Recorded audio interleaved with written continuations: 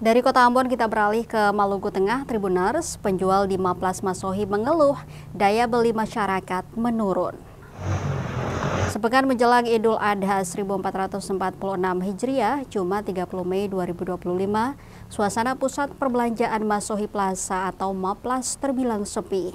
Pantauan tribunambon.com, sekira pukul 11.00 waktu Indonesia Timur, pusat perbelanjaan itu sepi dari dalam, sedangkan dari luar gedung juga tak nampak keramaian yang berarti. Bahkan sejumlah los yang berada di sisi kanan Maplas juga nampak masih tutup. Selama 1 jam memantau baik dari luar gedung maupun dari dalam gedung, pengunjung yang masuk dan keluar melalui pintu utama diperkirakan hanya 15-20 pengunjung. Pengunjung yang datang tidak langsung berbelanja, melainkan sekadar bertanya harga dan berlalu. Sesekali terlihat hanya mengobrol dengan penjual. Terlihat pengunjung berdatangan membawa anak. Merekalah yang memberi kesan kesibukan di dalam area berjualan itu. Bangunan Maplas juga terlihat baru dipadati di lantai 1 saja, sementara lantai 2 hanya 5 hingga 6 toko yang terisi. Mirisnya lantai 3 dan 4 masih kosong, memberi kesan terbengkalai. Fitri, salah seorang penjaga toko pakaian yang ditemui tribunambon.com, mengeluhkan kondisi sepinya pengunjung.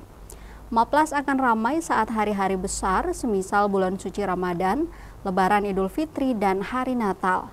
Namun lanjut Fitri, di hari-hari seperti ini ia bahkan menutup toko pada pukul 4:30 sore lantaran sepinya pembeli.